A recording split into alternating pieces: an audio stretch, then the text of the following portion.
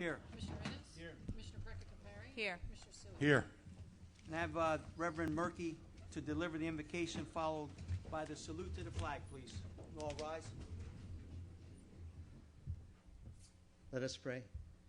Father, for this day that you've given us, we give you thanks. For the privilege of being a part of a city and government of that city, we give you thanks. For our mayor and commissioners, we thank you. We pray for your guidance in this night's meeting, for your wisdom and direction. We ask for your blessing on our city in every way. In your name we ask it. Amen. Amen. I pledge allegiance to the flag of the United States of America and to the republic for which it stands, one nation, under God, indivisible, with liberty and justice for all. Thank you. This meeting is being conducted in accordance with the Open Public Meeting Act of 1975. Was advertised, posted, and made available to the public as required by statute. The municipal clerk is directed to include a statement in the minutes of this meeting. Madam Clerk, are there any review changes to the agenda? Yes, Mayor, one addition, and that's on the last page, which is page 4. Resolution item 10, authorizing the mayor to sign the NJDEP consent form, allowing certain remediation mandated by the DEP to go forward near the former weeds plant. This was as discussed in the work session today. Thank you. Nothing further. Can I have a motion to approve the minutes? Motion to approve the minutes, please. Second motion. Any comments? Roll call, please. Commissioner Ennis? Yes. Commissioner Precca-Capari? Yes. Commissioner Sui? Yes. Mayor Santiago? Yes. Writing the bills. Motion to pay our bills. Second motion. Any comments? Roll call, please. Commissioner Ennis? Yes. Commissioner Precca-Capari? Yes. Commissioner Sui? Yes. Mayor Santiago? Yes. We now open up the public comment on agenda items only. Anyone that would like to make a comment on an agenda item, please step up to the mic, state your name, and the agenda item you would like to speak about. Good evening, Commissioners. I just wanted to, thank you for acknowledging for the first time that I felt, anyhow, that we have a serious problem in our city. And I'm really grateful to see that ShotSpotter is at least being addressed and that the violent crime issue in our city is being addressed. And as you all are very well aware, I'm sure that we had a drive-by shooting where a young man was shot several times on Foundry Street less than 2 weeks ago as kids were letting out of school, including mine, right behind a store that sold soda and candy.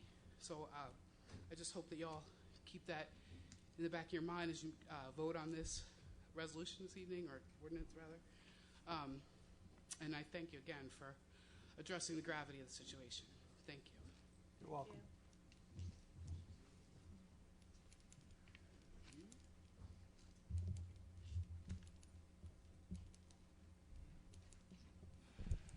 Good evening, Tim Carty Mobile. I'm also glad to finally see, after a year coming up here beating the drum, that we're finally moving forward with this ShotSpotter. The only thing I'd like to see is if this fails on the county level, I'd like to see maybe we could try to fit it in our budget as a backup plan. Because, as far as I'm concerned, the county's got a lot out of the city as far as money and everything goes. And I hope this does move forward. Thank you. Thank you.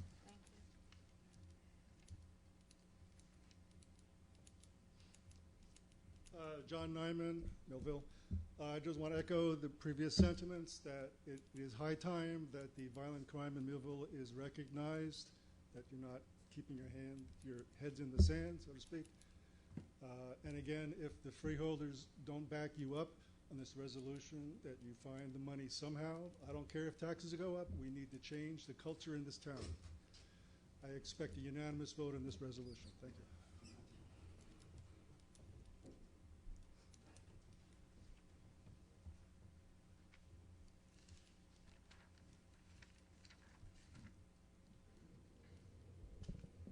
Mary Messick here of Millville. The ShotSpotter thing, I believe, is a great thing, considering we do have new technology. This is the 21st century, and what better way to help our law enforcement do their job a little more efficient than what they have been able to do now. Not that they don't do a good enough job. They do the best they can with what they have to work with, but it's about time we turn around and we start giving our law enforcement, who have put their lives on the line every single day, day in, day out, night and day. They've given up time with their family, time to have to themselves. When they punch a clock, they don't just end that clock at the end of their 12-hour shift. They're on duty 24/7, 365. And what better way to see to it that they're safe? They took the oath to protect and serve us, so why can't we help them? And this, I believe, is the best tool to give to them, to help them so they can speed up the process. And the speedier the process, the faster we can get a lot of these crooks, criminals, hoodlums, whatever you want to call them, off the street and put where they belong.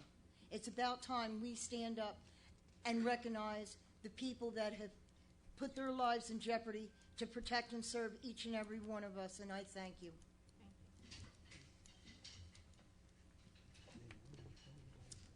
Kim Cardy, Millville. I also kind of want to echo the sentiments that came before me. I know that you guys have seen me stand up here before and say, be the leader, recognize the problem. We can't address it. We can't call it what it is. We can't call it ugly. We can't diagnose it. We can't fix it. And as Mary said, we are in the 21st century. Thanks to YouTube, we're broadcasting live today. I was able to listen on my way home. It was brilliant. And so it's just one more tool that we can put in our arsenal to begin to address the issue. So I'm very excited. I, too, expect to see a unanimous decision on this resolution. I realize it doesn't mean we're going to get it, but it means we can ask. And the idea that we would do that in a unified way and ask the county for some assistance and recognize the problem, to me, means maybe, just maybe you've heard us. Maybe you've heard us say it's time to call it what it is, deal with it strongly. I was so happy to hear the mayor today make a statement today that I've been begging him to make for two years, it seems like, in terms of being able to make a very strong statement to the bad actors in our community that you will not be tolerated here any longer, as you were discussing some of the housing issues that you're trying to address when you address them in work session. And I thought I had died and gone to heaven. This is amazing, and I hope I'm glad you're still here, Ken. Me too. But I'm just so excited that maybe it feels like we're moving in the right direction for the first time. Thank you. You're welcome. Anyone else?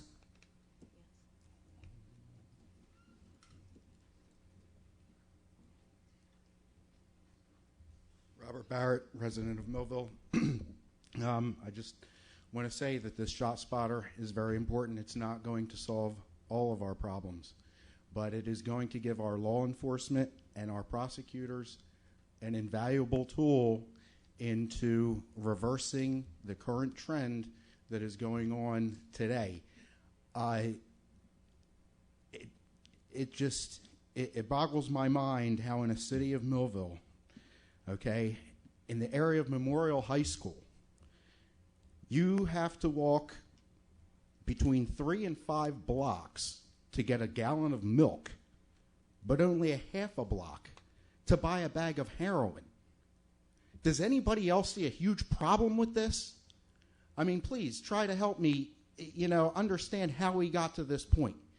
And I know that it didn't happen overnight. I know it took years, but the ghetto hasn't gotten any smaller in the past 3 years. It's bad enough when people are afraid to walk into a part of the city during the night. Okay, that's one thing. But when you're afraid to walk through parts of the city during the day, that means that the criminal element has completely taken over that part of town. Police are afraid to go into some parts of town. You can see it on the scanner, without a doubt.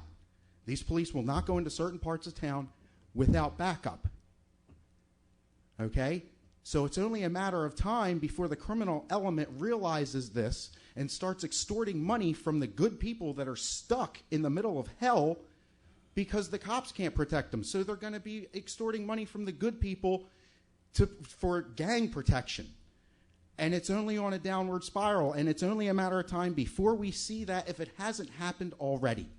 okay, ShotSpotter will go in a direction that will reverse that tide. It will help us take our city back, please. And if we can't get this at the county level, then it's bonds were discussed. And I understand that we can't bond out for labor or for employees, but maybe we can bond out for this ShotSpotter somehow.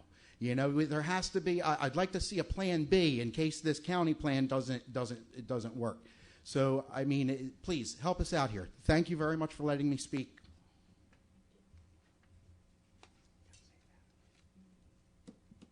Anyone else? I now close the public comment portion on agenda items. Old business, please. Yes, Mayor, we have a report from the purchasing agent to receive and file regarding bids received on August 18th for the project known as Solar Power Purchase Agreement at 15th Street. Motion to receive and file. Second the motion. Any comments? Roll call, please. Commissioner Ennis? Yes. Commissioner Perkins-Compare? Yes. Commissioner Sui? Yes. Mayor Santiago? Yes. No further old business, Mayor. Petitions and letters, please. Yes, correspondence received from Earl Sherrick, Executive Director of the Millville Chamber of Commerce, regarding the Christmas Parade to be held on November 25th, 2016. Move to receive and file. Second. Okay. Any comments? Roll call, please. Commissioner Ennis? Yes. Commissioner Perkins-Compare? Yes. Commissioner Sui? Yes. Mayor Santiago? Yes. No further letters, Mayor. We'll go right to reports of commissioners. Department of Public Works. Just want to reiterate, Mayor, today we had an open discussion at a work session concerning Section 8 and some of the issues that are affecting Millville. I got a call today, actually, from a resident, and she said, you know, at most commission meetings you talk about Millville being a world-class city. And she says, I just don't understand, when is it going to happen? And I explained to her that it's a process, that nothing, as you've heard earlier on in here, nothing happens overnight. But if we continue to just announce all the negative things that are happening and never at least set a goal and a vision for the city, then you're never going to reach the goal because there's none that's been established. So, you know, when I was elected 3 years ago, I talked about Millville becoming a world-class city. And, you know, my philosophy is a little different because I believe that you speak negative things, that's just what you're going to get. I want to continue to talk about, and I'm not burying my head in the sand and pretending that things are not bad. Things are bad everywhere, but I do believe that Millville has the potential to become a world-class city. There's enough residents that feel that same way. We have many entities here that guarantee that we can become that. I think it's just a matter of our attitudes and realizing that we can rise above evil. So we had a great discussion today about Section 8, and one of the things that came out of that discussion was we should not group everyone together because you only have 2% of the population that may be causing some of the crime here. It's not every Section 8 voucher holder that's bad, you know, and we want to make sure that that becomes clear and known, that we don't want to, nobody has done that here, but I don't want to hear anyone grouping people together saying get rid of these Section 8 people, because today or tomorrow, either one of us could become a recipient of Section 8. All it takes is for your paycheck to get cut off. So we need to be very careful and mindful about how we say things as we're trying to progress and move this city forward. Thank you very much. Progress, Mayor. Thank you. Department of Public Affairs. Yes. After the election in 2014, I was given the Department of Public Affairs. Among the many duties of that department, I was given the responsibility for the Cut and Clean program, the board and secure of abandoned properties, the monitoring of the foreclosed properties, the loan programs for the Revenue Allocation District, the Community Development Block Grant, and the Home Loan Funds in the Construction Department. Because we have the commission form of government, I was responsible for the day-to-day operations of the department. I immediately went to work trying to learn all I could about the department and those programs. Once I became familiar with the programs and how they had been administered under my predecessors, I realized that all was not well. Record keeping was poor, there were no checks and balances, there was a total lack of supervision, and no policy for procedures that were needed. These failures resulted in a significant loss of money for the city, adding up to the hundreds of thousands of dollars annually. Without going into a lot of detail, suffice it to say, something needed to be done to find out how much was wrong and what was needed to do to fix it. The first step, and my fellow commissioners all agreed, was an investigation into my department. The findings showed first the need for employee discipline, which has been done, and second, a further investigation by a forensic accountant. A forensic accountant was necessary to get to the bottom of what was going on with the programs in the department. With their specialized expertise, the forensic accountants looked into the cut and clean and board and secure programs, the foreclosure fee process, and the various loan programs. The forensic accountant firm of Baker Tilly was awarded the task by the commissioners at the November 2015 meeting. This firm has the expertise to identify, document, and substantiate potential fraud and waste. They provided the city with proof of similar work they had done in several other municipalities. Brian Savage served as a state inspector general for over 12 years and has been with Baker Tilly since 2007. Amy Slavinsky was my liaison with the firm, and I'm always impressed by her professionalism. They're both here today, and they're going to deliver the final report from their investigations, telling us in brief their conclusion and their recommendations.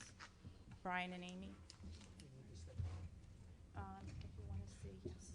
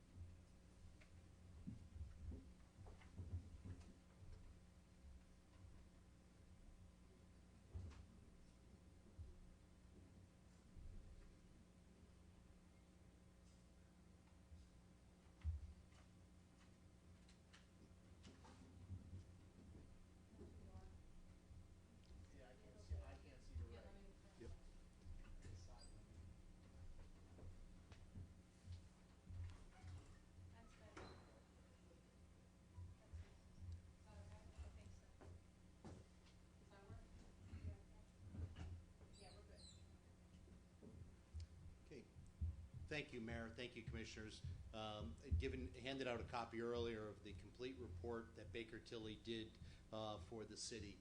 Baker Tilly was engaged in November of 2015 to conduct a forensic audit and review of multiple programs here in the city. We looked at the housing rehabilitation mortgage, the foreclosure fee receipts, and the special assessment on liens against city properties. I just want to start out with the difference, because the question often comes up as to what an audit is versus what a forensic audit that we performed here for the city. An audit is designed to look, to inspect official documents and to render and express an opinion on those documents and their fairness and for financial statements. A forensic audit, what we did here, we looked at all the records that we could, researched them, and ultimately going backwards to look at the events and answer the questions as to what happened and how did it happen, and ultimately quantify some of the losses to the city. As an independent party, we conducted this information. We've completed a confidential report, and today I'm giving you a high-level review of everything we looked at. We had a team of this is our team of everyone who worked on it. Amy Slavinsky is here with me tonight. We do these forensic audits across the country. And when we were looking at, we started out looking at a forensic audit of the loans and the background of what we looked at.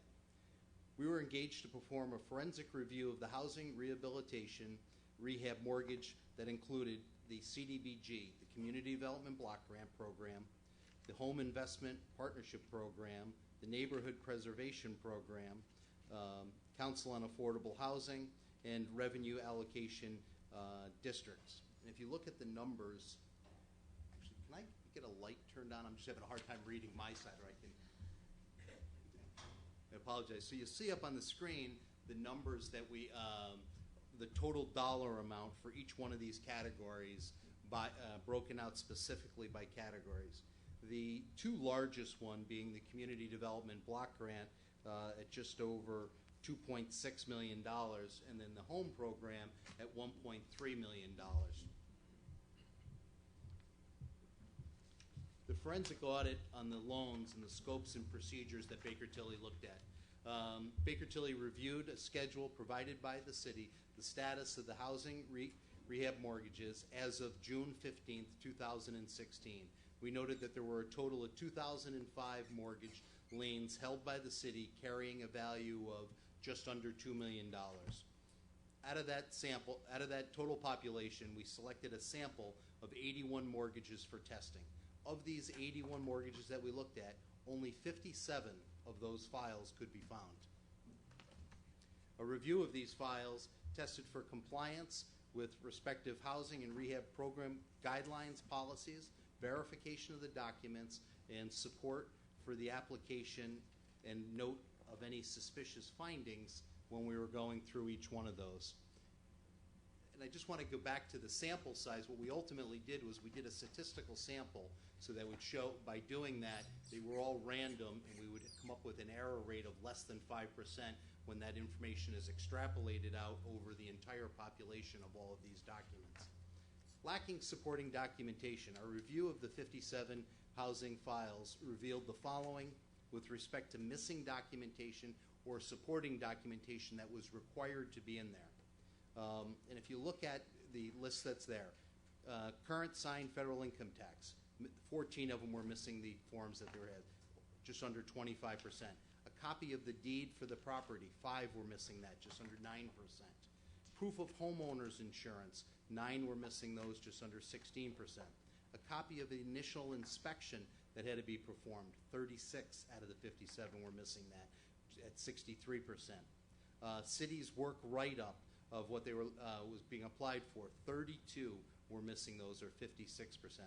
Contractors' estimates for the work that had to be performed, 51 were missing that, just over 89%.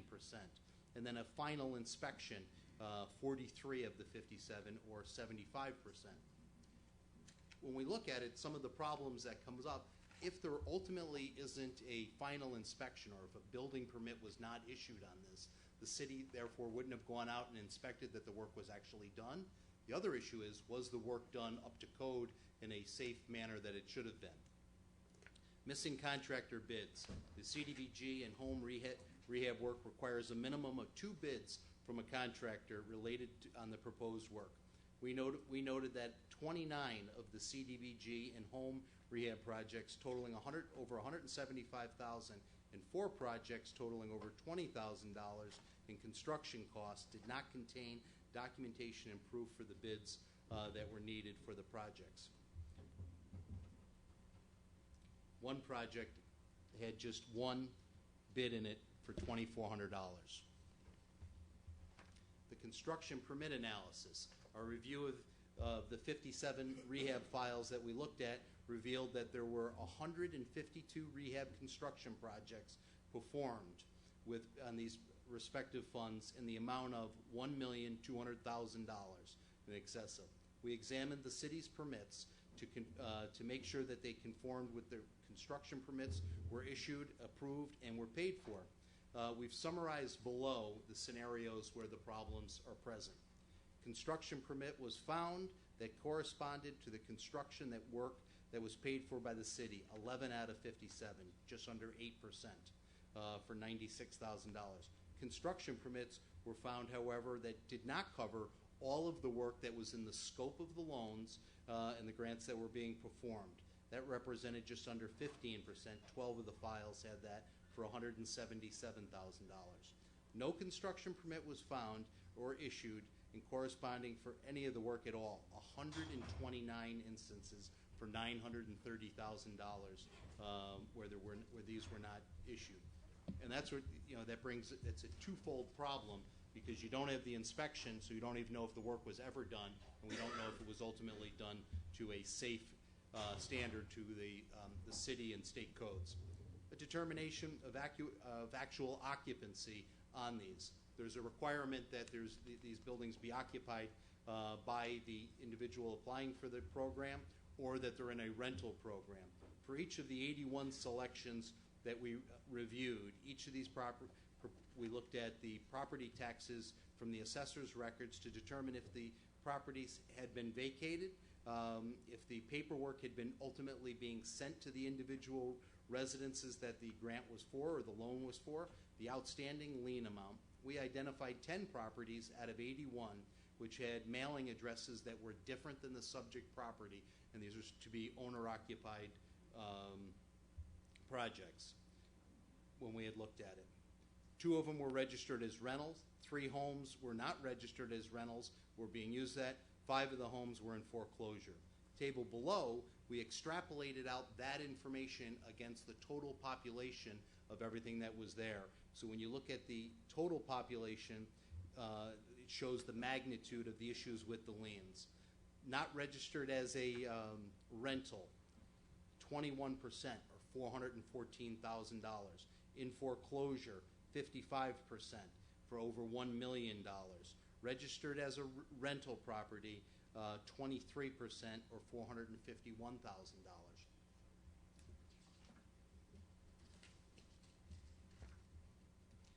Comparison of the RAD, the rehabilitation cost to the policy limits. This program has a maximum allowable policy limit per project of $30,000. You can have a $5,000 waiver for emergencies. We noted that there were 10 properties that exceeded the $30,000 limit for a total of $59,000, but there were 0 applications for a waiver to exceed the $30,000.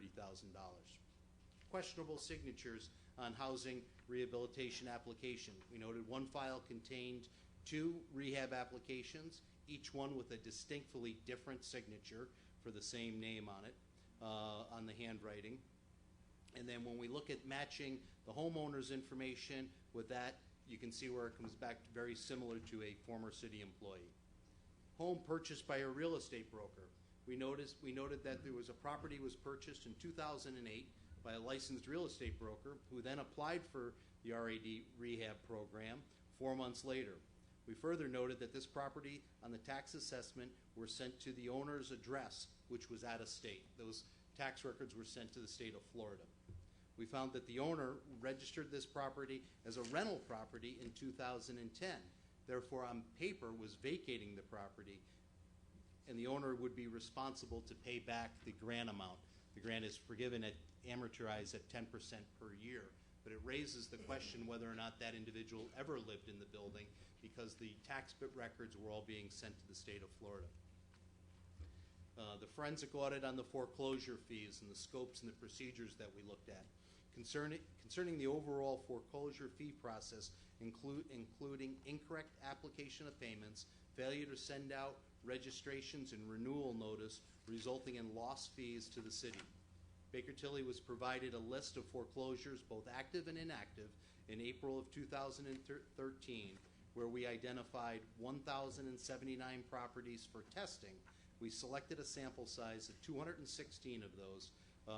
Our approach was to combine a random selection focusing on and looking for duplication of ID numbers, blocks, and lots, and duplication of street addresses. We found that the city had collected over $3,000. We found that the city had over-collected $3,000, but had under-collected $56,000 in foreclosure fees on a mixture of different activities and both active and inactive properties. Of the 225 properties tested, 175 were active foreclosures, 49 were inactive foreclosures, and 1 was incorrectly designated as a foreclosure by city records. Baker Tilly encountered a difference in fees versus fees that should have been collected on 128 of these, had an error rate of 57% of the total sample that was looked at. The audited liens, the scope and procedure for audit on the liens. The proposal for the liens forensic audit was to identify properties that had a special assessment lien placed on them with no notice of violation provided to the property owner during the time frame of 2012 through 2014. Special assessment liens consist for host of reasons: emergency repairs, board and secure, cut and cleans. Of these liens, all of the cut and clean liens and the non-emergency board and secure will require notice back to the property owner that this was happening. Baker Tilly obtained a list of 157 properties that went to tax sales where, based on assessment of liens during the years of 2012 through 2014, we found that 172 liens assessed against 148 separate properties of this 157 on the tax sale. These liens were comprised of the following: 66 for cut and clean, 104 for board and secure, 2 for emergency repairs. Emergency repairs, for the most part, are brought at the request of the police department and are handled as soon as possible. We randomly selected testing 20 of the tax lien sales associated with the 22 liens. When we looked at this, we were able to calculate an error rate based on the findings of our analysis. Cut and clean, the numbers tested were 8. The error was 25%. On the board and secures, we looked at 12 separate ones, where there were 9 separate lacking evidence of proper notification. That's a 75% error rate on the board and secure. The remaining 2 liens not listed in the error rate above bring the total to 22. Did not require notification to the property owner because those were emergency repairs at the request of the police department. By extrapolating these numbers over the total population of liens of the properties that went into the tax sale during the years 2012 through 2014, it is estimated that the following percentages on the cut and clean, board and secure liens did not have the required notification sent to the property owners at the time. On the cut and cleans, there were 66, which had an error rate of 25, extrapolated out. On the board and secure, 104 for an error rate of 75%.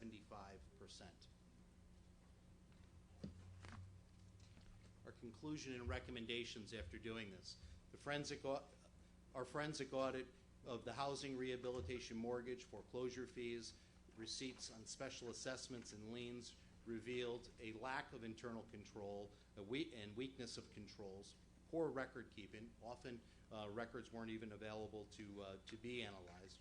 Although these internal weakness controls left significant gaps in the processes and needed to be corrected, these are all for past situations. We've looked at it and have uncovered that not only did they have a negative impact on the revenue, but also potentially a safety issue for residents of these buildings or neighborhoods. Our recommendation is a further inquiry into certain areas, such as the lack of construction permits on the majority of the rehab projects, to the full extent where homeowners and properties received these funds, and they vacated them for the city to move to try to collect that money back from them and to collect the actual amount that is due to those.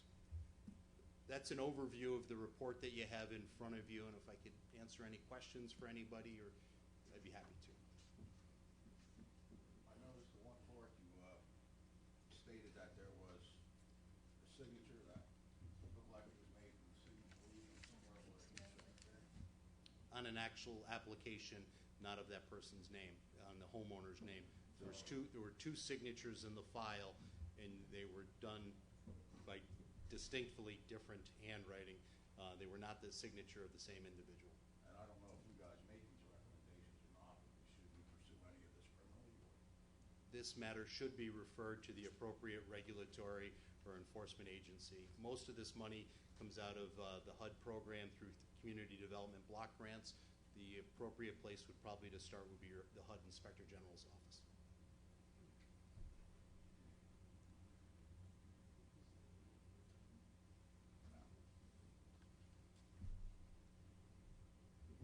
Anything else? Lynn? Unless you go to a microphone. Please. Anything else? That's it.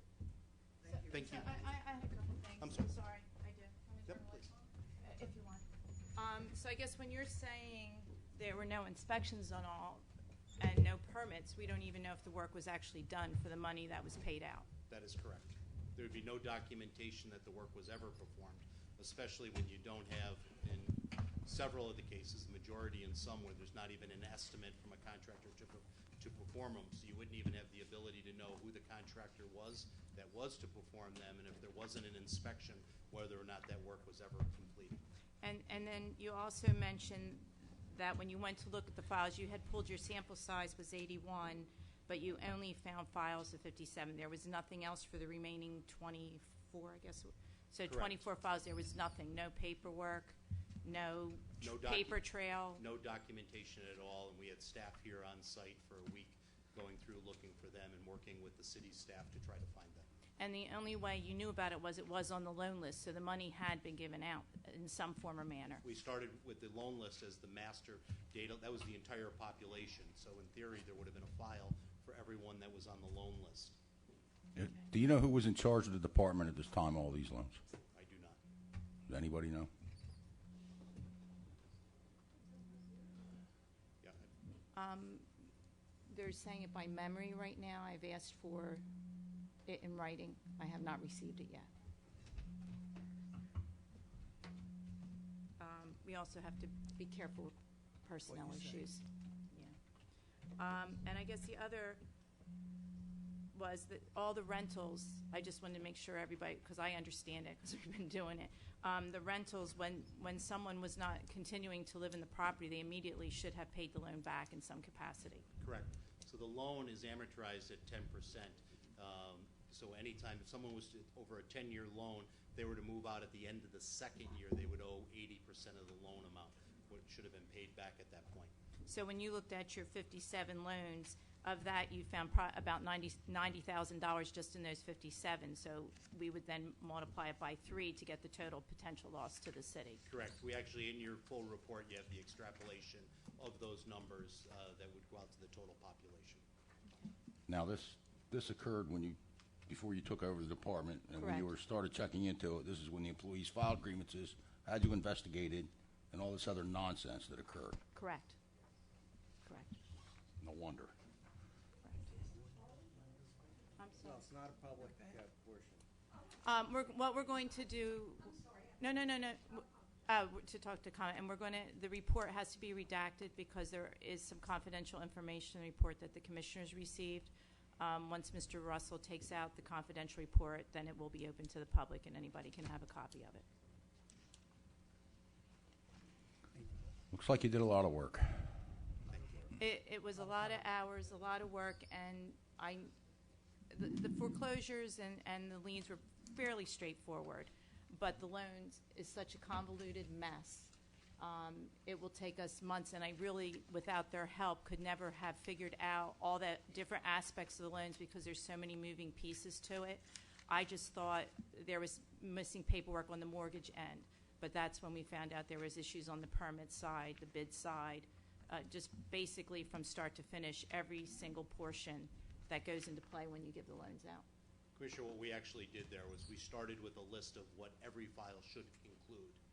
So then we were able to go back through, and that's how we were able to see what wasn't there by starting out with what were the minimum requirements for the application, and that should have been in each file. We started out with that and then worked backwards after the ones we had looked through to see what was missing on that. And on that, I think what's important to note, this is a historic problem. There are now policies and procedures where, if they're followed, this can't happen again. I thank you very much for coming and for your time, and they were a great firm to work with. Every deadline they met, which I rarely find nowadays when dealing with government. They were on time, and they kept all their promises. So I really appreciate it. Thank you very much. Thank you. That thank you goes to Amy. She Great kept me on time. I did have a few other comments, if I may. Absolutely. Just want that piece of paper. So I wanted to thank Baker Tilly for all their hard work and professionalism during the investigation. And there's just a few additional points I do want to make. First, if Millville did not have the commission form of government, I would not have known what was going on. As I became aware of the day-to-day activities of the department, I learned something was wrong. Under the Faulkner Act, I would never have known, and things would have continued as they were going on. This process was very long, which unfortunately is how government seems to work. with all the procedures that must be followed. The departmental investigation started in April 2015 and was not done until August 2015. The forensic accountant investigation was from November 2015 till today. Along the way, I have instituted important changes in the department. The department is presently training the use of a new computer program. The new program will be integrated with the computer system being used throughout City Hall. This will allow for a system of checks and balances, which was previously missing in code enforcement, rental registration, and the foreclosures. A new procedure was immediately implemented when I found out about the possibility that the liens were done incorrectly. This procedure continues to be in place today. This was done with the cooperation of the mayor and the police department for the board and secures of the abandoned buildings and with Commissioner Sui's department for the cut and cleans. In order to correct the errors in the foreclosure registration and billing process, a new system was put in place to perform that departmental function properly. I want to thank my new department head and the employees in the department who continue to work together to fine-tune this process. And now it's being done correctly. They've taken an error rate of over 60% to an error rate of less than 5%. The department has worked very hard to implement these changes. And now for the loans. We've started to examine each loan that the city made. Unfortunately, this is going to take some time. Every loan will be looked at to see if all the requirements for approval were met, was a valid bid submitted, was a permit issued. If a permit was in fact issued for the work detailed in the bid, was it the correct amount? Were the required inspections done to see if the work stated in the bid was actually done? Is the required loan paperwork complete, in the correct amount, properly signed and recorded? Did the owner applicant continue to reside in the home for the period required to have the loan satisfied? I have met with the collection attorney, and he will be looking into how the city can receive the money it is due back from these loans. Changes have been made to the construction department so that the department is no longer losing money as it had been under my predecessors. I've been asked why to look into the past. I believe that the forensic accountant's report emphatically answers that question. There must be clear policies and effective procedures in place, and they are to be followed uniformly for all, without any special treatment or favoritism. The inefficiencies that were in this department have cost the city hundreds of thousands of dollars. The money that has been recovered now can be used for much-needed infrastructure and additional police. That is why I looked at what went on in the past. If I had not looked at how things were being done or had not been allowed to look into the department, nothing would have changed. The same errors, the same omissions would have continued, and the city would have continued to lose money. The forensic account reports will be available to the public as soon as Mr. Russell goes over them to redact any confidential information. And Mr. Russell, you will promise me that that will get done this week? Yes. Okay. Thank you. Progress. Thank you, Commissioner.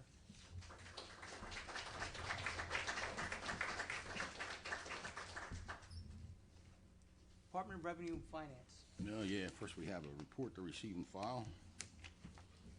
Motion to receive and file the tax collector's report for September 2016 and the Loss Control Safety Committee meeting of October 11, 2016.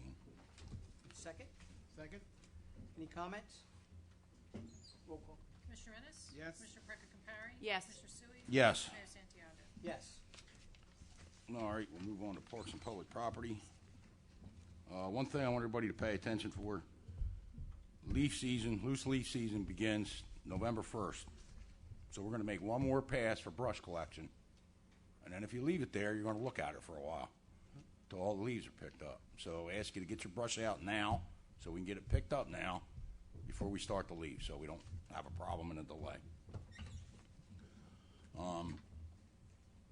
As was mentioned earlier, we finally have the Commission Chamber video upgrade complete, and that was a culmination, as my fellow commissioner says, nothing moves fast, a 2-year effort.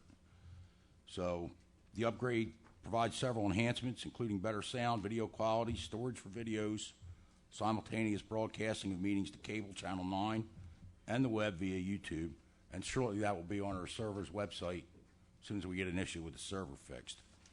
To find the YouTube channel, just enter the City of Millville in the search bar, scroll down the page, and click the channel with the holly leaf. The moderator of the channel is Mr. McDowell, and we had to have a person's name on there, so, you know, Mike gets stuck with everything that we don't know who else to give it to, so he got stuck with this, too. Additionally, we have the Holly City Striders Walking Club every Tuesday and Thursday, and that goes from now till May 26th from 6:30 to 7:30 p.m. It's free, and remember, if there's no school, there's no walking, and that's at Lakeside. Cumberland County Cooperative Fair Association, the only thing we have left on here is Family Movie Night on Saturday, October 22nd. We also have, you know, there's a lot of people that complain that we don't have enough for kids. We have this Hooked on Fishing program. So this was very successful at Hankins Pond with a pretty good fishing tournament, and we're now enrolling for 2017. Well, they are now enrolling, I should say. So you can call 856-332-4834. And here's my favorite for the evening. For those that like to cut trees on city property and prune trees on city property, the Shade Tree Commission is offering a young tree pruning workshop. And it happens to be an accident, but, you know, accidentally timed. That's November 12th at 10:30 a.m. So if you're going to do it right, please. And with that, progress. Thank you, Commissioner. Go right into Department of Public Property. I just did that. Yeah, we did it both together, yeah. You got it. You got to take a breath. There you go. All right, Department of Public Safety. I have a report from the Fire Department. Before I go into that, I do not have a police report at this time. You'll have one at the next meeting.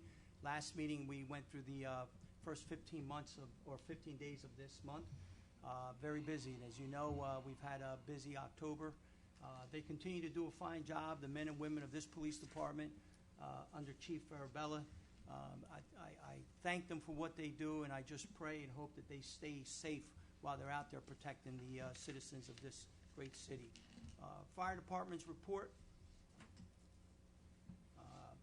given to me by Chief Lippincott. Total emergencies for the year 112. Year to date was 896. Breakdown for the month. Fire calls, structures, and dwellings were 5. Multi-alarms fires were 1. All hands fires were 1. No second alarms or third alarm fires. Fire calls for vehicles were 2. Fire calls for brush and trash were 5. Rescue motor vehicle accidents were 40. Water ice rescues were 0. I hope we never have to have those. Weather stays nice like today. Hazardous conditions, non-fire 11. General service assist to the public were 6. Good intent 8, and false alarm were 35. Total man hours for emergencies were 408 hours. Work details were 5. Drills and training were 1. Fire prevention, which is very important. 1 fire prevention presentation for civic groups. 5 school fire prevention visits. Fire extinguisher training for city employees. 77 of our employees were trained. Smoke detectors and carbon monoxide detectors inspections.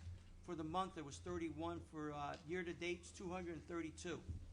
Fire safety permits issued, 6 for the month, year-to-date 68. Life hazard fire inspections for the month were 47, year-to-date is 396. Other than that, that's a full report from Chief Lippincott. I have a motion to have that. I make a motion to receive and file the fire report for September 2016. Second the motion. Any comments? Roll call, please. Commissioner Ennis? Yes. Commissioner Perkins-Dembari? Yes. Commissioner Sui? Yes. Mayor Santiago? Yes.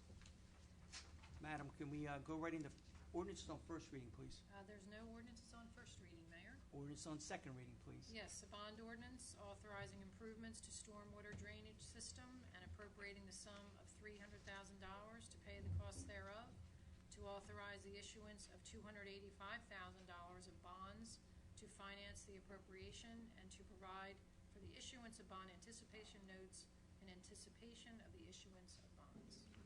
Move the ordinance on second and final reading. This- Go ahead, I'm sorry. Go ahead. Second the motion?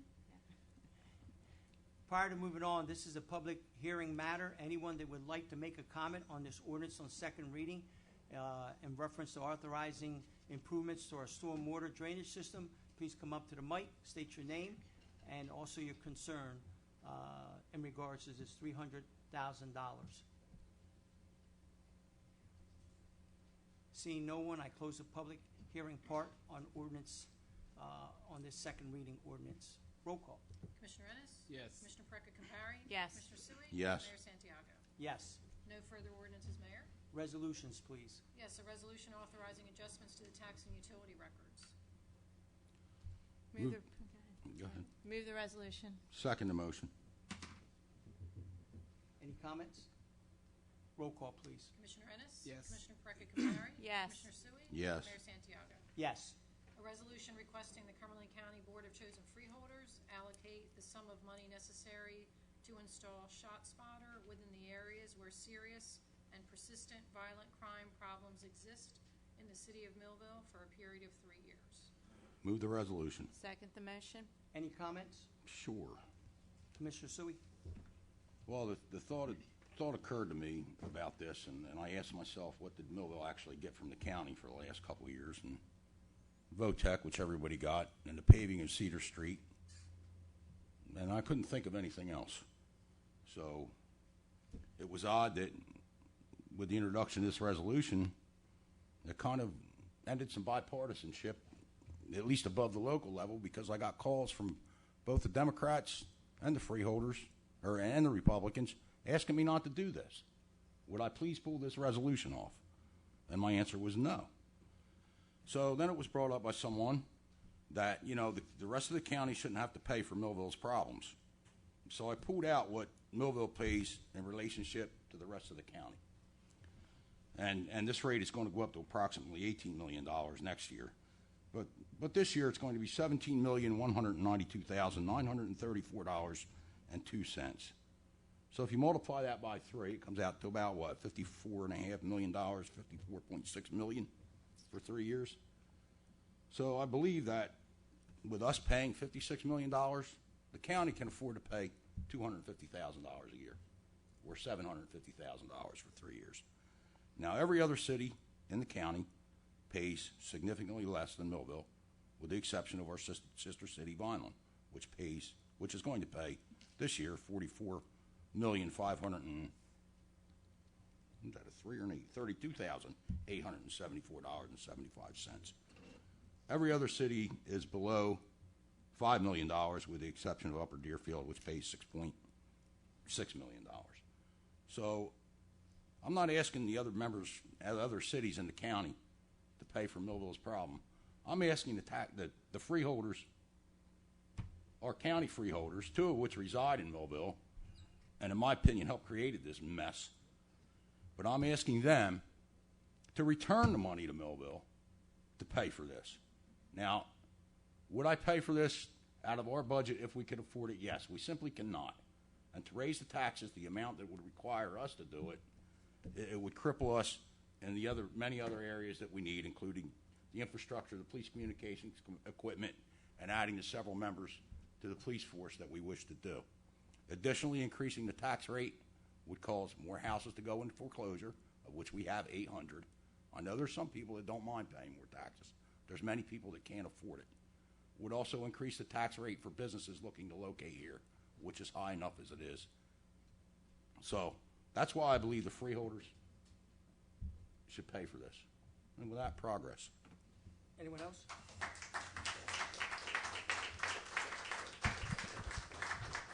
Anyone else? Commissioner, as you know, you and I had a conversation about this when it came out that morning after I called our solicitor and then called you. I disagree with you. I think that this is our problem. I think that we should pull our pants up and deal with this situation as the public safety director. I think we have a very competent police department. But I do agree with you that we do not have this money in the budget. My plan, and I believe you and I had a conversation about this, is I think we should bring in the city of Bridgeton, the city of Vineland. This isn't just a Millville problem. This is a county problem. So maybe we can gather all 3 municipalities and may not have to spend so much money. I'm just going to put it out there. But I think that might be something that we should look into. So with that, excuse me, In which way? them contributing to a county program that we all can use through the 911 services. Well, and if I may, Go ahead. First of all, if it's a county problem and the county wants to pay for Vineland and Bridgeton too, I'm all for it. Second of all, as far as contributing to the 911 services, initially I thought that was a great idea, because why call the 911 center and then get transferred to Millville? And then when I investigated a little further, I found out how much it would cost to improve the communication system to do that. And it's in the millions and millions of dollars to do that. So that's not really realistic at this time.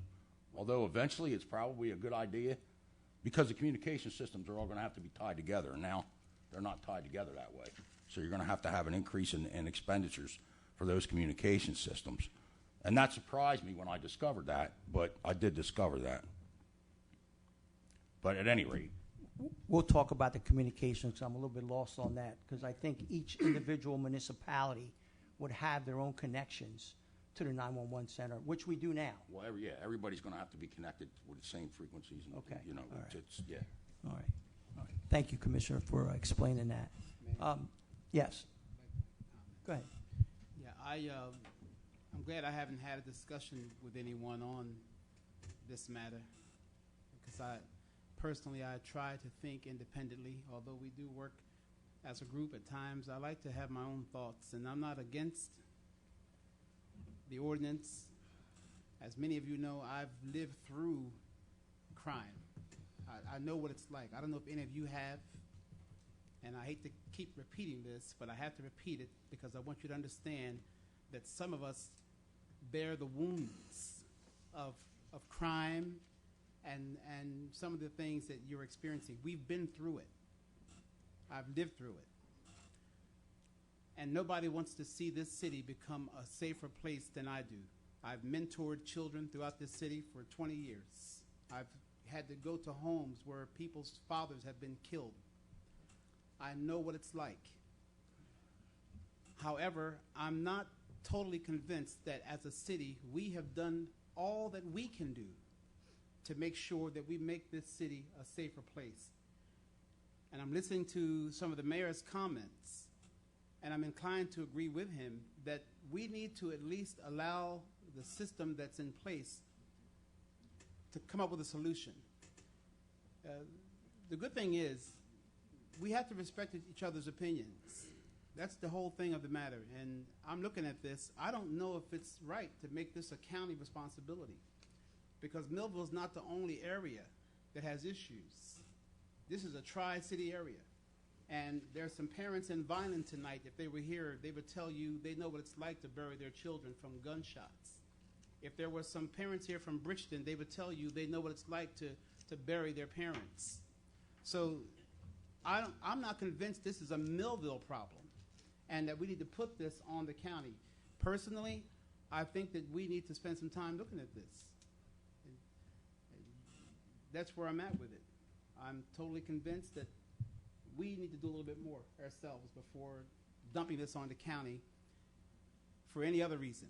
And for me, as all of you know, I don't have any political connections. I'm not sold out to nobody. So when I address something, I'm addressing it from my own perspective, my own heart.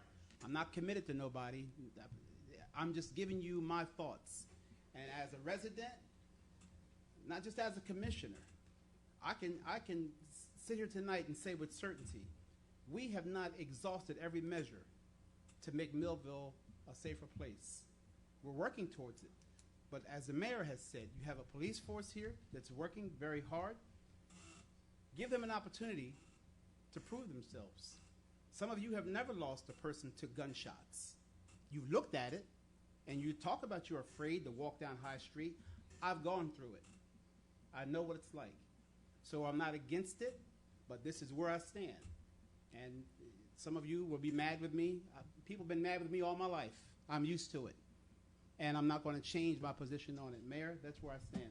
Thank you. You're welcome. I want to finish what I was saying. Yes, sir. So I guess the point that I want to make to the commissioners and to the public here is that is shot spotters a great idea, and is it working in other areas? Absolutely it is. It is. We know that. Mr. Carty's here. They've represented information. They gave us information that it does work. We as a commission a month or so said that we didn't have any money for it. But you know what, Commissioner? sitting here, I have to be honest with myself, to all the commissioners in the city, citizens of this great city, is that I have no problem pushing this forward to the county. I just don't, I think that, as Commissioner Ennis has said, we can take other avenues to make this successful in our city by this commission. It's not going to be this year. We know that. It may be next year. And I think that's the idea we were thinking about earlier, that we would do this next year. But I'm telling you now, live on TV, that I have no problem pushing this forward to the county, and let's see what they do. But I believe that we as a police department and the citizens of Millville, we can make this happen. I'm not too confident if the county would do it, but at this point, moving forward. Anyone else? Roll call, please. Commissioner Ennis? Yes. Commissioner Perkins-Compary? Yes. Commissioner Sui? Yes. Mayor Santiago? Yes.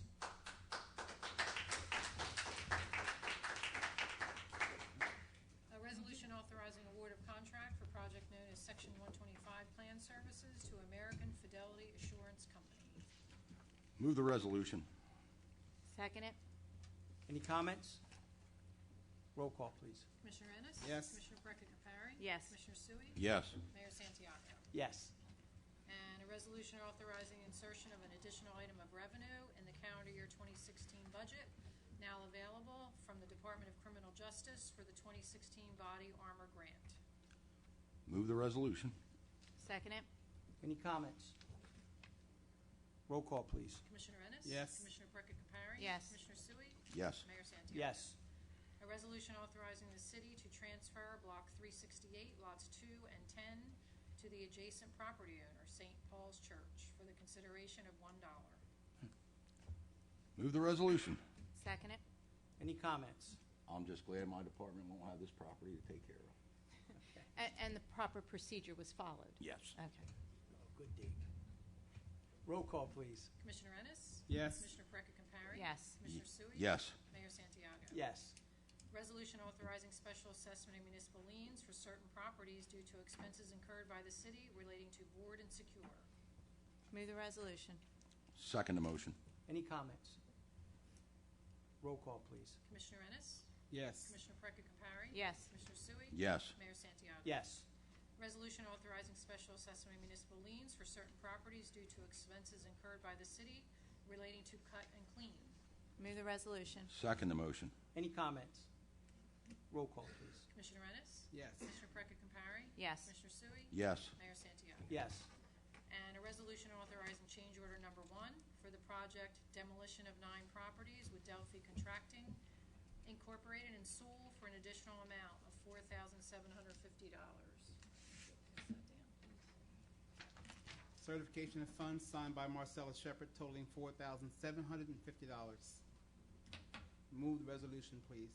Second the motion. Any comments? Roll call. Commissioner Ennis? Yes. Commissioner Perkins-Compary? Yes. Commissioner Sui? Yes. Mayor Santiago? Yes. And a resolution authorizing solar power purchase agreement between the city and Esnergy NJ LLC dated August 18th, 2016 for the municipal complex at South 15th Street. Move the resolution. Second the motion. Any comments? Roll call, please. I'm sorry, who seconded that? I'm I sorry. did. You seconded it? Yes. Who motioned? Joe. Joe, I'm sorry. It's okay. Commissioner Ennis? Yes. Commissioner Perkins-Compary? Yes. Commissioner Sui? Yes. Mayor Santiago? Yes. And a resolution authorizing the mayor to sign the DEP consent form allowing certain remediation mandated by the DEP. Move the resolution. Second the motion. Any comments? Roll call, please. Commissioner Ennis? Yes. Commissioner Perkins-Compary? Yes. Commissioner Sui? Yes. Mayor Santiago? Yes. No further resolutions, Mayor. Thank you, Madam Clerk. Thank you. Any new business?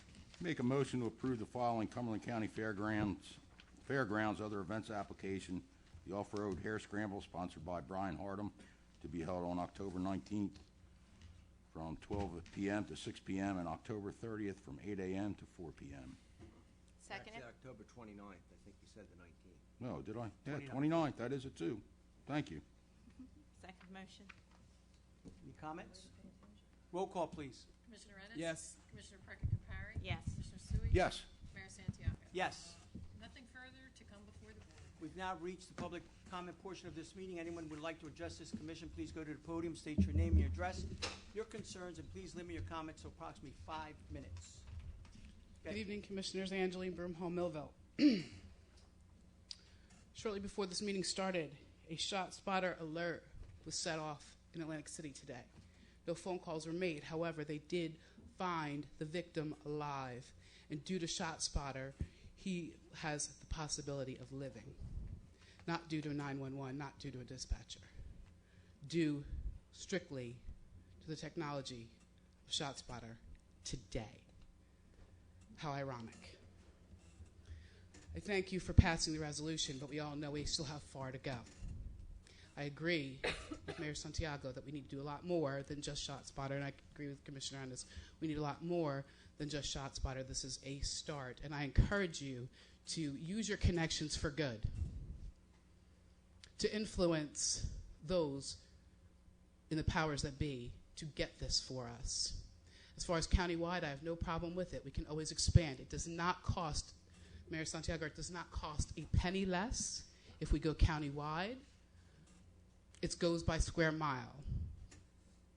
So if we want to expand and the county chooses to expand, so be it. But we have drive-by shootings while kids are heading to get candy and soda from the 7-Eleven.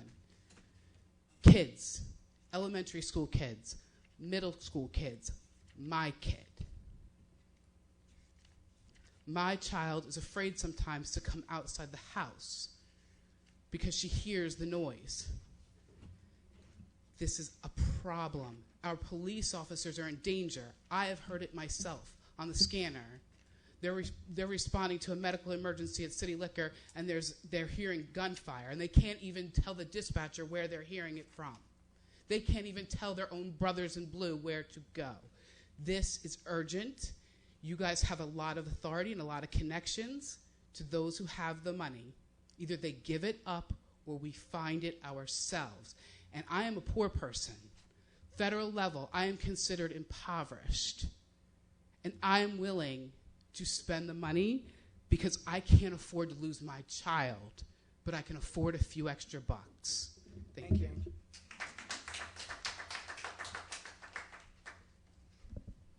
Mary Messicure of Millville. Once again, I'm coming before this commission not only as a citizen, but as a person who is involved in the Neighborhood Crime Watch program. I appreciate and I can sympathize with each and every one of your opinions on your pluses for ShotSpotter, your cons against ShotSpotter. The main concept with ShotSpotters is simply this, and please don't think I'm picking on you, Commissioner Ennis, but if there's 12 calls that come in and they are referring to it as shots fired, but only 4 of those calls are actually shots fired, the rest are fireworks, that's the difference.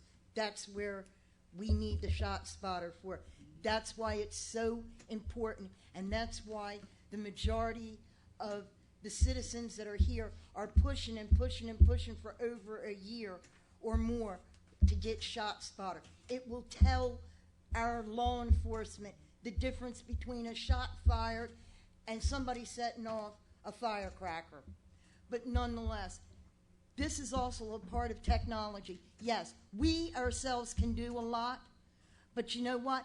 It takes a village to make sure that everybody is safe and sound. If we need to, I'll be more than happy to do bake sales, car washes, anything to help us help ourselves. Our forefathers are rolling over in their graves. They knew how to come together and to compromise. They knew how to come together and put their heads together and think collectively and come up with suggestiveness. We've got all sorts of things that are going on to bring togetherness. We've had Community Day. We've got the Scarecrow contests. We've got our law enforcement that's hot and heavy involved with our youth, with having lunch with them in school, having police athletic leagues, These are only a few of the small, minute programs that this city has going on. So we know we're working, but now we're asking and begging for help from you guys. Let's all step up to the plate, forget our differences, and work as one unit. Thank you, Mary. Greetings. It's hard to segue from ShopSpider, but I'd like to speak on something else, if I may, just for a moment. My name is Mike Morton, and I'm a recent shop owner on High Street, 129A High Street, right across from the Lavoie. And when we talk about community, I want to let you know I'm taking a different approach. Current educator, former social worker, and former law enforcement.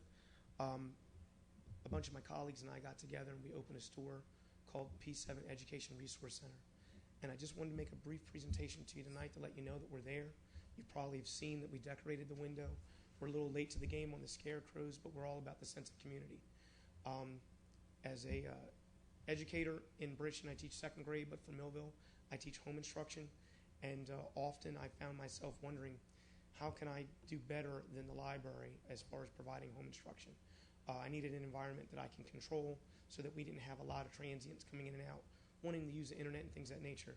So we rented a spot downtown. It's not a nonprofit. It's not a 503c. We have come together as educators to fund this ourselves. We're not looking to make money. We're just looking to be self-sufficient, and we want the community to know that we're there. We have our doors open from 5 to 9 every night. I have some flyers that I'll leave here with the commission and for anyone in the public as well. We ask that you let your family and friends know that we're there. We do tutoring. We sell teacher supplies, not supplies that were purchased by schools, but supplies that were purchased by teachers who no longer need them. Retired teachers, teachers who have moved on to a different grade. We sell these things for the teachers commission free. We also provide a space for educators and direct marketers to provide their professional development and or presentations. For instance, we hosted a social justice venue on Wednesday night, and it was very successful. We're hosting a fashion show tomorrow, very different, but we're trying to keep that environment robust on those nights that we're not doing home instruction, and we want to keep it academic on the nights that we are. So we just want to thank you for inviting us to Millville. I'm a former Fairfield Township resident, and I had a choice. Do I go to Vineland, do I go to Bridgeton, or do I come to Millville? I came to where I lay my eggs. I was a resident of Millville for a long time, and I wanted to give back. So I just hope that you all can support us in any way you can. Thank you very much for your time. Thank you, and if I can, it's only been a short period of time have you been open, and I've heard some positive things. So keep doing what you're doing. It's excellent. Thank you.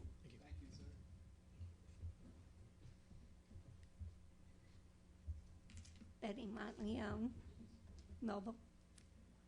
I'd like to thank everybody for their help last week, 2 weeks ago, and all the commissioners, because everybody was very understanding and came together. And so thank everybody that was here so much. Okay, that being said, I don't know if I can ask this, but the thing I wanted to ask, I'm just curious. That audit, did that include the RAD money? Yes. And the FACET grants? Yes. Okay.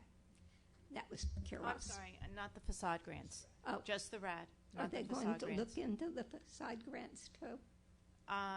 We didn't, because we didn't have all the information, because that was run by the MDC. Okay. So it was tougher to get the information for that. Okay. Now, my other thing is with the spot shotters and not wanting to ask the county for the money, does this mean you're not going to take any state or federal funding from now on? We pay the county, like Joe said, thousands of dollars. We don't get anything back for it. So I don't see what the problem is. And if you say we're not doing enough, you think we can do more, why haven't you done more? In what way are you saying we haven't done more? You said you thought we could do more. Both of you. We haven't done what we should do. What could you guys have done? What are you not doing that you think you could do? I think with the assistance of Commissioner Sui and Finance, we are adding more police officers to this police department. In addition to that, we're improving with other different small units that within the police department that we haven't had for years that are specialized in what they're doing. So there's some improvements within the police department, Betty, that we're doing. I agree with that, but that's not what this issue is about. We could, if you let the county or go to the county and ask for this, it's $250,000. You could get some more police officers to patrol the streets, and you could do more. Or you could get cameras to back up these spot shotters. So you're acting like, oh, well, there's something we could do. Well, do it. Thank you, Betty. Yeah, Mayor, I'd like to respond. Go ahead, you can respond. Respond to that because I'm going to make this statement. Before many of you ever even came to these meetings, I'm speaking for myself. I've been plowing in the city of Millville for 20 years. I have done all that I know to do in the city of Millville. So when people stop and say things like, what am I doing? Before some of you even got involved, I was already involved. And I'm glad you are involved, but I'm going to make it sure that you understand tonight that I've been on this playing field for a long time. I've been involved. I've been begging, pleading, and doing all that I can do with the residents of this community to get involved. Way back when, some of you remember, 2008, I brought the entire county together. I had state police there. I had everybody that you could mention over at 221 East Broad in a snowstorm because I believed in what I'm doing. So when we make statements, please don't state that, what am I doing? Because I've been waiting for some of you to get on board. My question has been, when are you going to do? I've been doing. Thank you. Excuse Go ahead, Betty. May I? I haven't had my 5 minutes. Go ahead, Betty. Go ahead. Okay. Also, I came to these meetings for years. I never missed a one. I never missed a school board meeting until I got sick. And I took a long break. But that's neither here nor there. And what you're saying you've done is neither here nor there. We're talking about now. We're talking about spot shotters, and you saying we can do more, meaning now. So if you mean I can do more now, I want to know what you're going to do instead of this $250 for spot shotters. Do you understand what I'm saying? Betty, with the whole spot shotter, it wasn't anyone up here that didn't want it. We I just didn't knew. say that. All right, let me finish. We didn't. What we said was we couldn't afford it this year, I and agree. it was something that we were looking for next year. Agree. Okay. But next year, there's no miracle going to happen. A golden goose is not going to lay an egg in Millville. Okay. So you still need to get on board, go to the county, and ask for the money. You probably won't get it because you got two people who used to sit there who probably don't want to do nothing for Millville except rule it. And we just saw from the report how much money they lost us. Thank you, Betty. You're welcome.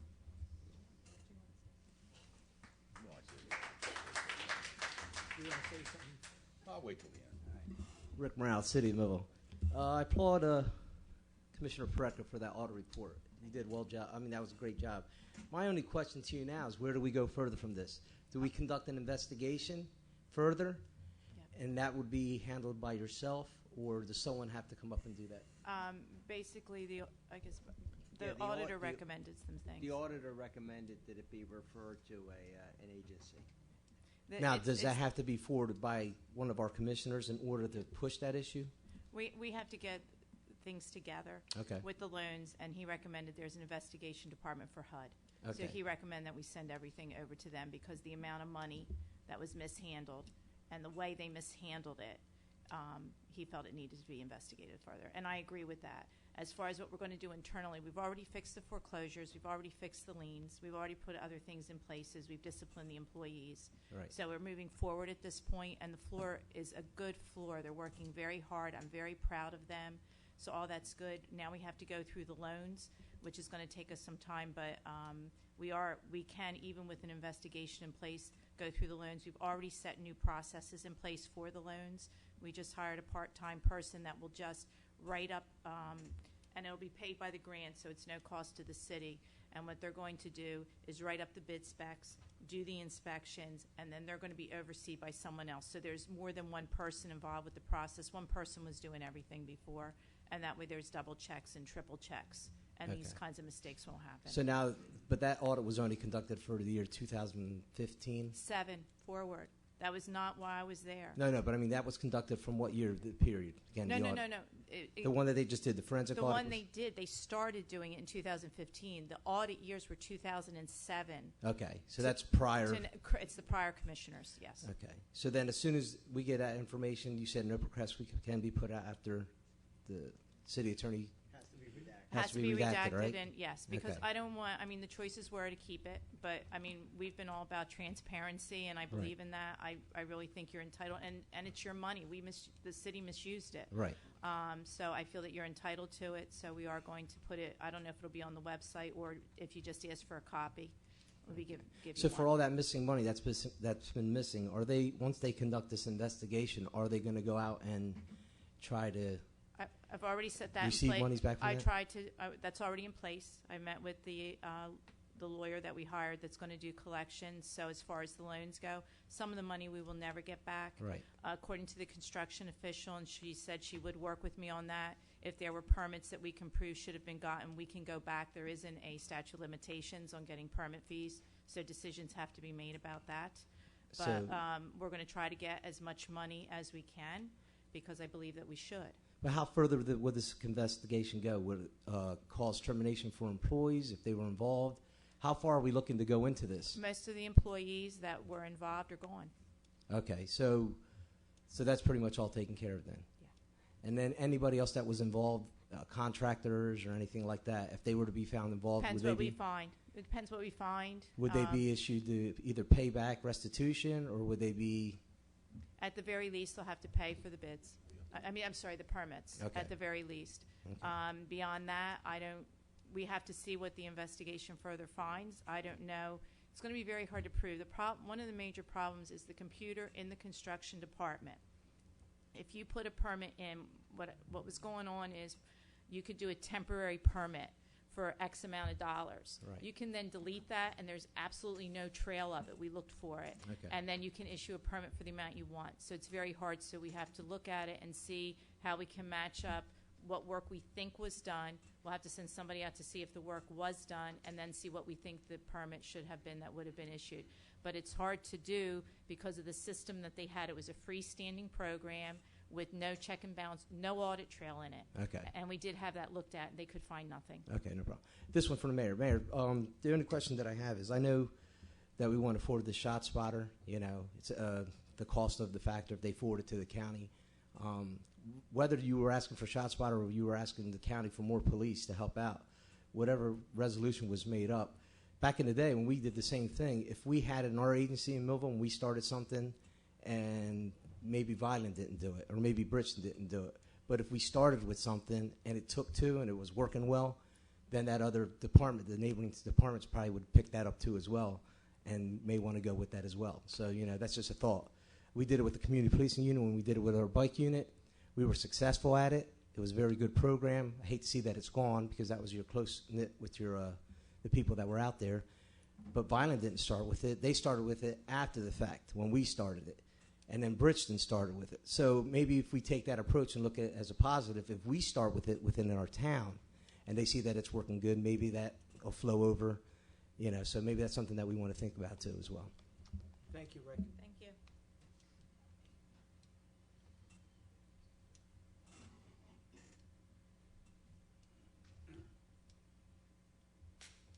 Tim Cardy, Millville. I just want to say I thank you guys for passing that, even though there was a little debate on it, which really there shouldn't have been, because common sense is, how much more are we going to try to do? We have an understaffed police department. We've had Cumberland County Sheriff's Department in here, New Jersey State Police Uniform Division, and their undercover unit. And nothing's getting better in this city. It's getting worse. 6 o'clock this morning on High Street, 3 shots rang out. 3 shots. One person called. Patrol unit gets there and says, how many calls did you get on it? Oh, 1. That's it. A month ago, the last murder between Broad and Oak. 22 minutes before EMS was dispatched. And they're the ones that found out the guy was shot. And we're going to sit here and debate this? Come on. And as far as you go, this happens everywhere. I work South Jersey. They don't have shootings in Middle Township. They don't find dirty condoms on the playgrounds like me and my wife did 2 weeks ago. My kids are playing. And what have you done for us lately in 3 years when you sat up there? I've done more in a year and a half on finding solutions for DeBrine. I've looked at ShotSpotter. What has any of you do? Mr. Mayor, you spoke out tonight at the workshop meeting. We've been asking you and Chief Farabella for 2 years to speak out about the crime. And nothing. This is ridiculous. You guys been in office for 3 years, and now we're deciding there's a crime issue? This is crazy. And I'm just tired of it. What's it going to take? Is it going to take Angel's daughter to get shot walking home from school to realize this? The money's there. If it fails on the county level, put the budget money in. Something's got to change. We know what's going on. The more we sit and we hold our hands and we make up excuses, we might as well go to Lowe's. Commissioner Suey, go to Lowe's. Get your public works guys, get the biggest chains, lock up these doors and them doors, and just really give the criminals the keys, because that's what they have right now. It's old. 3 years you guys have been in.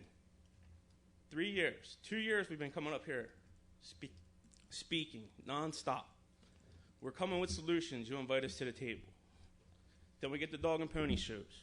I'm glad to see it went through. Hopefully it goes on the county level. And if not, maybe we got to bring it back this way. I'm not giving up this fight. If we got to go next year, and I personally got to write the grants, if you guys don't want to continue with ShotSpotter doing it, that's fine. But I want to thank you guys for tonight. But the whole circus around it, that was uncalled for. Thank you, Tim.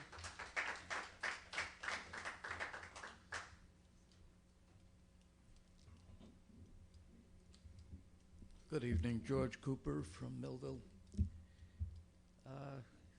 As we were going through the forensic audit, I noticed that a lot of people in here were shocked. You could hear the air coming out of them.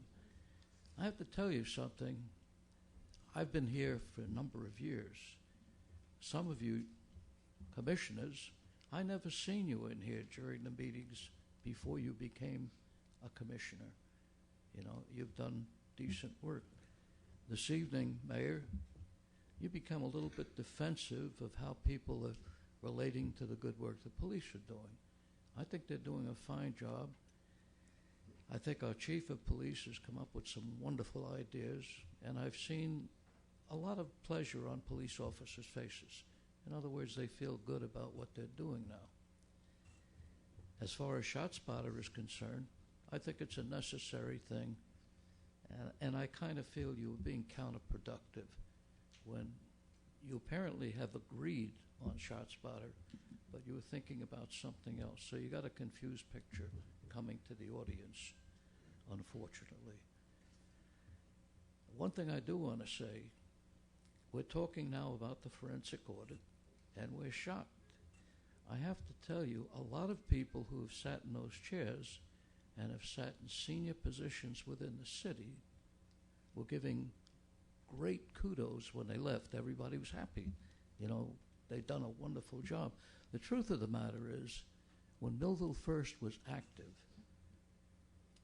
we had about 5 or 6 people that were looking into these very issues that we have just paid these gentlemen and ladies to produce this audit. We knew that people had been skipping out on mortgages. We knew people had transferred the houses to other people.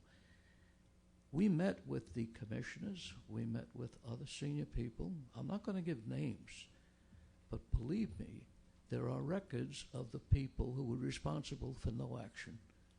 And I'm sure that Lynn is aware of this, as well as Joe.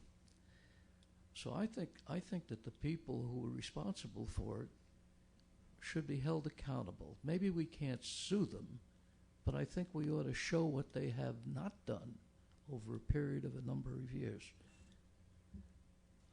I think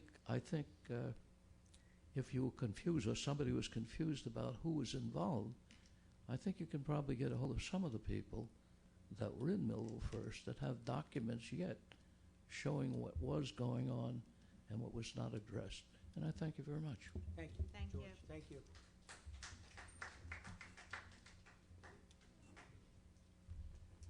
Joe Sutherland, 51 Dorset Avenue. I'm here as the coordinator of the Millville Municipal Alliance Committee, and I might have missed it. I got here a few minutes late, but this Saturday is the pumpkin extravaganza for our kids. I missed it, Joe. I forgot to announce.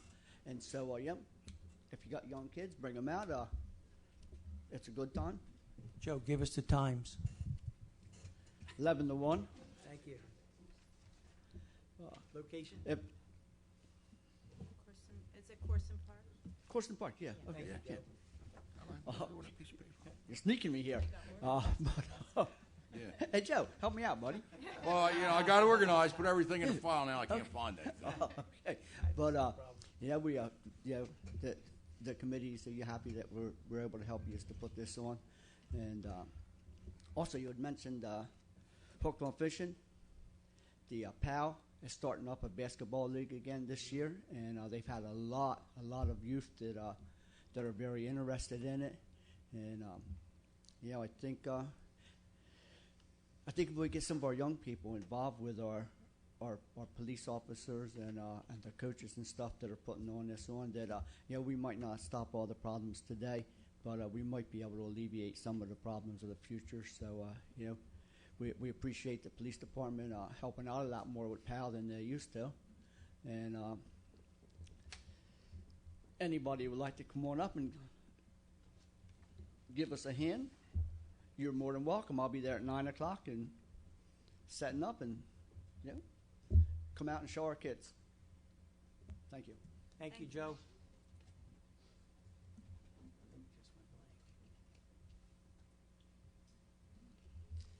Come prepared.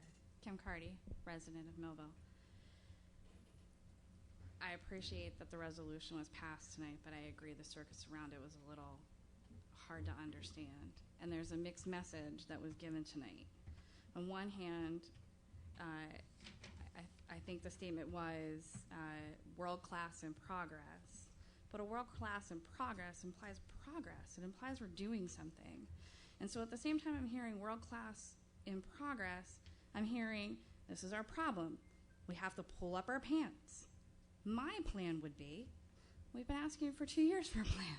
So I'm really confused. Like all of a sudden tonight, there's my plan would be. I'm hearing, I'm not convinced it's a Millville problem, but I don't want to send it to the county for help. I'm really confused by that because the problems that exist here in Millville do have a direct impact on the county's ability to rebound and recover. And so the mixed message around all of this is truly confusing. I'm not sure we've done all we can. Well, why the hell not? We've been asking you for 2 years. What else can we do? There's a large group of us here tonight, as we are most meetings, that try really hard to come to a solution. And we might complain, and I know we complain a lot, but we try to complain and bring solutions. And a lot of the times we bring solutions and we're told, yeah, that's great, we can't do it. Well, we're asking you for solutions.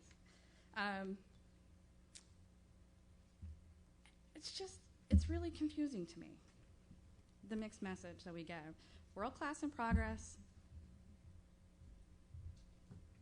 Things are bad everywhere. I don't know. I'm really, it's been a tough month. Wood School, 20 minutes after dismissal, and there's a shooting. It's a fatal. And we know, like, what? Retaliation tomorrow, like, where's it going to be? Where's it going to be? It's going to be Oakview, Dulce Gardens. Those poor people that live there, like, there's, the bulk of the people that live there don't deserve this. We have to do better. We have to do better. The entirety of the city depends on it. The entirety of the county and our ability to become what we know we can be completely dependent on it. That being said, if I can go back to the audit real quick, coming into election season, trying to educate myself. The audit on top of the information that's out there or not out there. It really does seem like there is a culture in Millville where our politics have directly benefited a select few at the expense of 28,000 of us, and it has got to stop. Thank you, Commissioner Paraka Campari, for taking a huge step forward. I know it's cast you in a light that has made you a target, and that's unfair, because we have to stop it. This corruption, political paybacks, it blows my mind, and it feels daunting at times. That I don't know how we overcome it, because this month has been the month that I have looked at my husband and said, why are we here? How can we fight this? Because it seems so overwhelming. And it comes back to the question is, and we talk about it often as the community that's here, this is by design, because it doesn't feel like it's by accident. We have to do better. My kids deserve better. My kids deserve to grow where they were planted, in the city where their grandparents and their great-grandparents on both sides of their family contributed to make this what it should be. And we have to do better, and I need you to do better. You have to do better. Thank you. Thank you, Kim.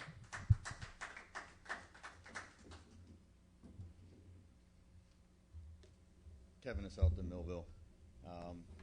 Hoping to just get clarification on a couple items. The solar purchase, is there a length of time on that contract? 15 years. 15 years. And after that 15 years, does the city acquire the solar Yes. panels? And is there any upfront costs, or is that being deferred The through only the upfront, SRACs? the only upfront costs were the engineering costs that we had the system, hired a consultant to get everything done. I think it was like $10,000. That's good. Because I read the PDF and none of that information was in there, so I applaud you. That's well done. The other one I had a question on is the DEP motion for cleanup. Is this actually the Wheaton's property? It's the ponds No, it's- related to the Wheaton's property, Yeah, correct? it's not property that the city owns. It's property that's owned by a private entity that's right next to the Wheaton property. And the reason we had to pass a resolution is that the municipality needs to sign a consent form. So that's Okay. why we had to pass a resolution to authorize the mayor to sign that. But it's not city-owned property and no cost responsibility to the city on that. Now, in fact, what they wanted, what it is, it's a permit so that when they do an excavation on this property owned by a third party, they can discharge it into the Petticoat stream, and that's why they need the municipal government to approve that. Okay, thank you. And Joe, last meeting I was here and I was beating you up a little bit on the parks. I did have a chance to go visit the park since then, and it looks much better and does make a difference as far as what you see out there. I had a chance to walk through it pretty well, and the only part that we actually found stuff that shouldn't be in a park was in an area that wasn't done yet, so it does make a difference, so please continue to do that, because it does work. So thank you for what you've done already. As far as the spot shotters, first of all, I want to thank everybody for voting yes. Even though you had some personal decisions against it, you made the right decision for the city of Millville. But on that note, just to give people a little information, our county tax have gone up every year. Our city tax have not, but our county tax have. A lot of it did go to that CCT. I'm agreeing that we should receive some of that money back in that program. The long run, it actually may save the county money if we're not pulling manpower for sheriff's office and other things. And it may save the city money, not just in the cost of the spot shotters, but on the response time and the time spent at a scene. Because I can tell you for last Friday, there were multiple officers looking in multiple areas over gunshots fired. And after those gunshots were fired, there was 2 more shots while the police were en route to the estimated area where it was at. And I can tell you because I was sitting there listening to it. And the end result was nothing was found. Not because the officers didn't try, because they were everywhere, and they definitely did diligence in it, but they just didn't have the proper information. So I think giving the police the proper information will not only help the citizens, but help the police officers and help them stay safer and reduce our overall cost. It was mentioned that the freeholders asked you not to bring it up, to not pass the ordinance. It wasn't the freeholders, it was people in the parties that asked me. Okay. The reason nobody wants you to bring it up, because that means you're doing your responsibility and you're pushing it on to them, so the freeholders have to make their responsibility. Now, that's good that we took our end to push it forward, and we're going to bring it to the freeholders to make sure they do their job. But now it's the citizens' responsibility, because just as if we're here, the freeholders aren't going to do what's you have to guide them into what is best for their county and the citizens, and we're all citizens of the county. So every resident that thinks that's a good product and would help the city and help the police officers need to be at that freeholder meeting when that comes up. Okay? But again, I just want to thank you for, because I find that as an urgent issue, because it is a routine occurrence, unfortunately. But again, I wanted to thank you for all that. And that's pretty much all I had tonight. I did one last thing. I did get part of the work session tonight. That live thing is awesome because I was at work and probably shouldn't have been listening, but I was. You had a pretty good idea, Mr. Ennis. I can't say I'm against all that I heard, and I would like to hear more because I was only hearing bits and pieces of it. But changing some of those Section 8s for a qualification of application, if it can be done as a city ordinance, I'd like to hear more about it. Not saying I would 100% agree or disagree, but it was an interesting concept. So, thank you, everyone. Thank you, Kevin. Kevin, I just had one. You're doing the Charter Commission, right? You have. Yes. Yeah, there you go. Just a little FYI reminder. Yes, there will be another Charter Study Commission meeting the 26th at Lakeside. And the time for that was 7 to 9, if that is required. And basically, that's just an information center so people can, again, learn the difference between the current form of WASH Act and the supposed Faulkner Act.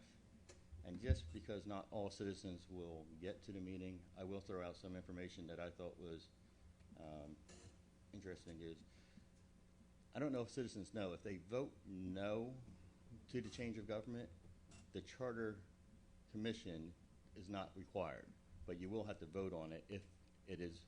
Either way, you have to vote on it in case it's passed. But if you vote no for the change of government, it makes it non-void.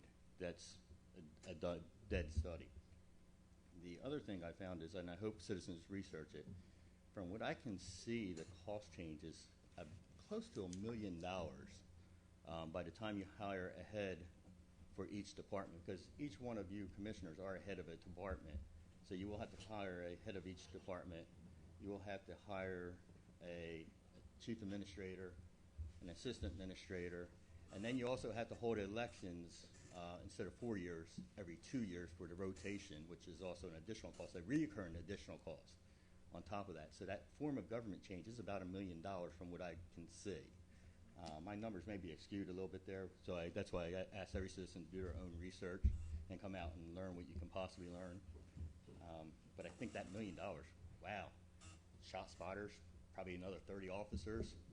I think we could find a better use, but come out to the meeting on October 26th at Lakeside.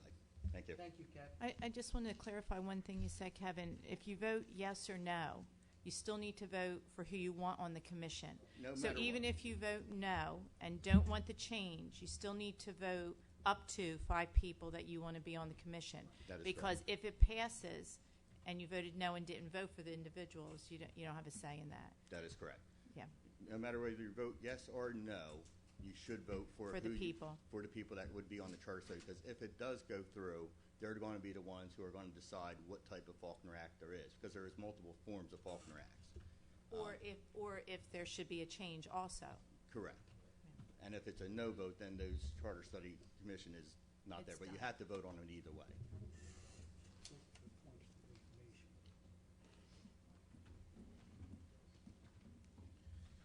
Robert Barrett, Millville. Want to say, since we found all this money, revenue in the audit, maybe that can be Plan B for ShotSpotter since we're not missing it anyway. It's amazing. If that money was stolen, I'm not trying to negate what I did, but I went to prison for less than that. Okay, so something needs to happen. An investigation needs to be done and find out where the hell that money went. And if there was any criminal activities, the Attorney General's office needs to be made aware. Now, earlier on when Betty Monteleone was speaking, I got a little upset because of the way that she was talked to. I was told by someone a couple of months ago, who cares, who's helping me, to attack the message. And there's been too many times when I've seen concerned citizens come up to this podium and address the commission, and they have been met with nothing but condescension and turnabout. Mr. Ennis, the way you spoke to Miss Monteleone was disgraceful. The way you spoke to all of us in here was disgraceful.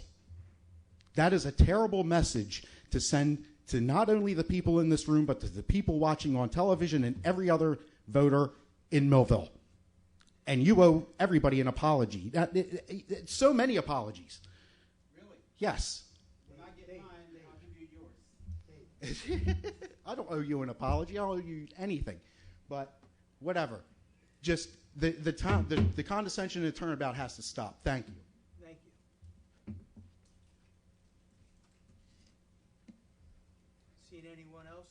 I see no one else. No one else? I close the public portion part of this meeting. Comments of commissioners. Commissioner Sewell. Yes. Just keep one thing in mind. Crime is not only a problem, it's a symptom of underlying problems. And as we sit up here, we have to face all those underlying problems.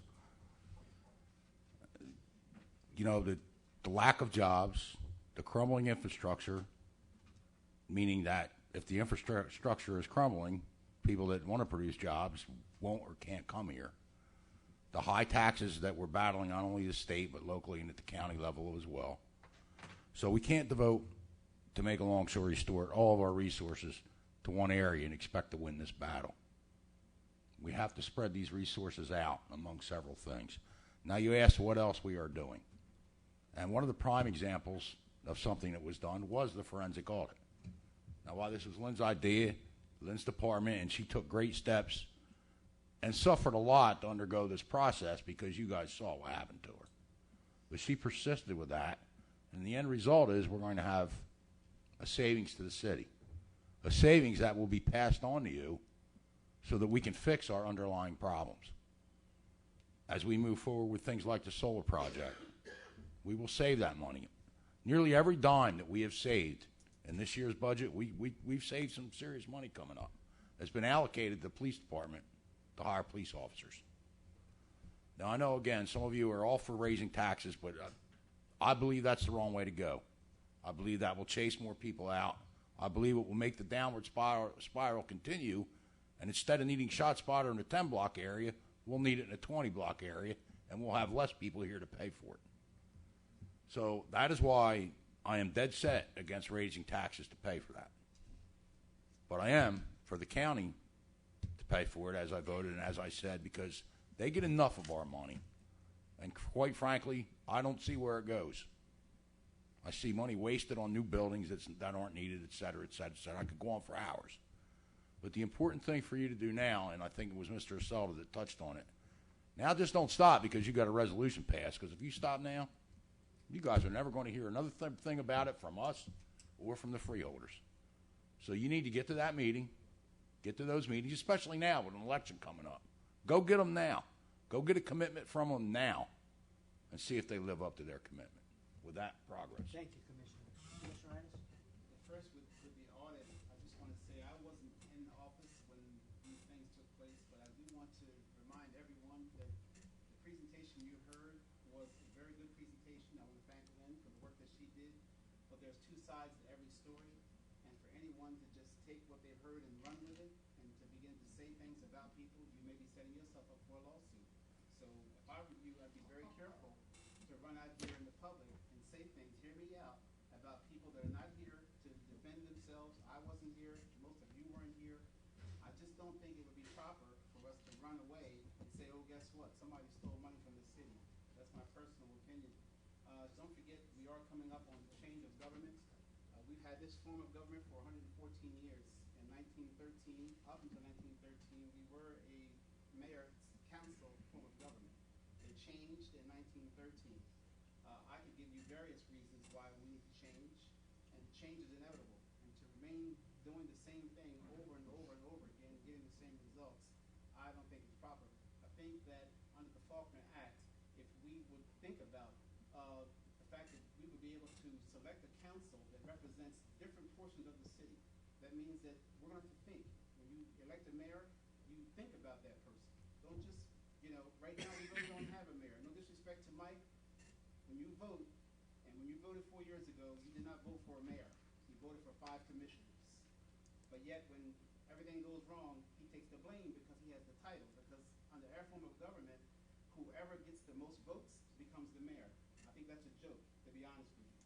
And that needs to change. We need leadership. We need a leader. And during difficult times, you need people who are called to lead, who have the gift of leading, who understand municipal government, and understand what to do during difficult times. So personally, I think this is a good time to make a change, make that change. Neighboring cities have done it. I often glean at Bridgeton. They're doing a phenomenal job. We talk about other places, but Bridgeton is amazing in what they're doing. So keep in mind, it will be coming up very quickly for you to vote on. If we don't vote on it, then it's all done away with. If you do vote on it, guess what? Then we're going to move forward to change. So it's up to you. Thank you, Mayor. Progress. Thank you, Commissioner. Commissioner Pratt. I'm not quite sure what to say right now. I'll talk about the other things first. The Ronald McDonald House had contacted me. They're doing a drive right now. There'll be little boxes in the drive-in and in the McDonald's. So if anyone wants to give, they'll take any amount of your loose change when you go in there. 75% of the funds will stay in this area for helping the families in this area. So it's a very worthwhile project. Last year they got $52 million in donation just from loose change. So hopefully if people go to McDonald's, they will support that when they're there. Robert McQuaid will be out again picking up TVs and working on the alleyways. So if anyone needs a TV picked up, he's going to do it next week. And his phone number is 609-501-2437. We thank him for doing that for the city. It does help.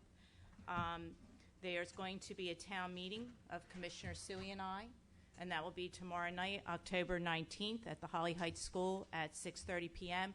It's a question and answer session. Everyone is welcome. We are willing to talk about whatever you would like to talk about.